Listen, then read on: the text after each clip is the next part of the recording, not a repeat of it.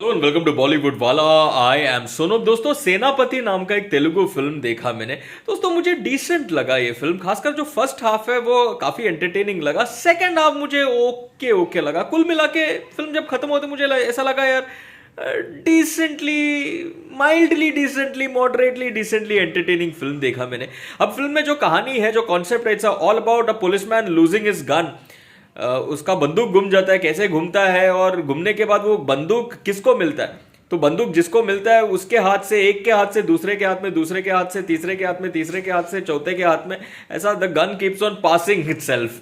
और आखिरकार जिसके हाथ में आता है वो गन लेके क्या कांड करता है, और अल्टीमेटली फिल्म में जो कांड करता है, जो विलन है, क्या वो पकड़ा जाता है कि नहीं, क्या वो गन वापस वो पुलिस वाले को मिलता है कि नहीं। That is what the film story is all about. तो जो फर्स्ट हाफ में आप जब देखोगे गन कैसे घूमता है और किसके हाथ से किसके हाथ में जाता है और क्या कुछ कांड होता है, वो देखने में, वो जिस तरह से शूट करके दिखाया है, वो स्क्रीन पे जो है वो एंटरटेनिंग है, no doubt about it.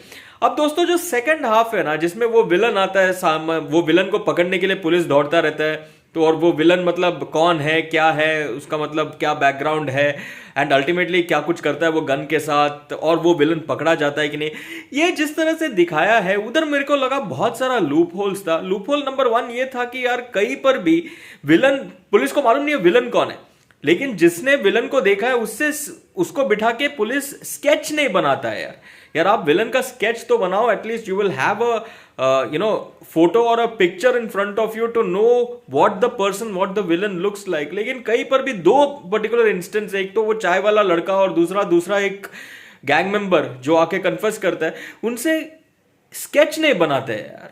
Sketch तो उनको बिठा के स्केच तो बनाओ यार विलन का। तो वो कहीं पर भी नहीं हुआ है। और दूसरे हाफ में ऐसा बहुत सारा मोमेंट्स है जहां पर इतना क्लूज दिया है, पुलिस के सामने इतना क्लूज आता है। As a viewer I was like यार अभी तो पकड़, अभी तो पकड़, इतना सारा क्लूज आया सामने।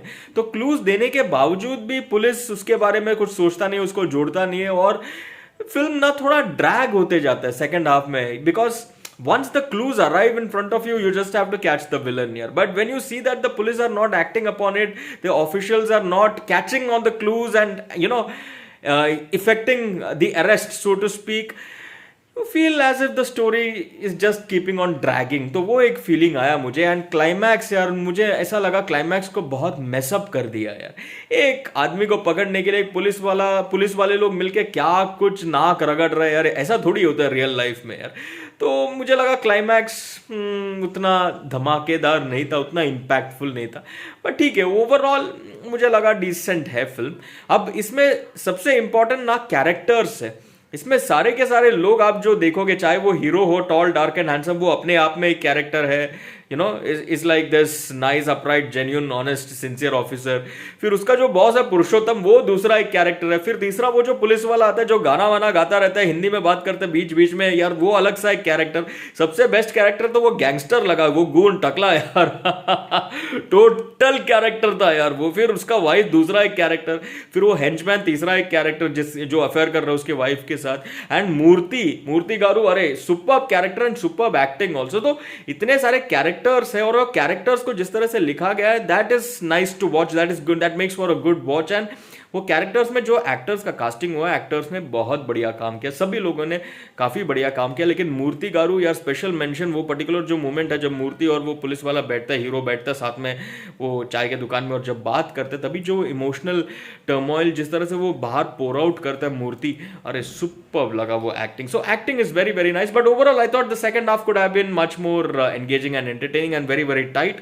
ड्रैग हुआ, and like I said, clues देने के बाद भी बहुत लंबा खींचा स्टोरी को in arriving at the end, so to speak. Overall I am going with 2.5 stars for Senapati. अगर आपने देखा है तो मुझे लिख कर बताना आपको ये फिल्म कैसे लगा। चलिए, फॉर द मोमेंट टाटा।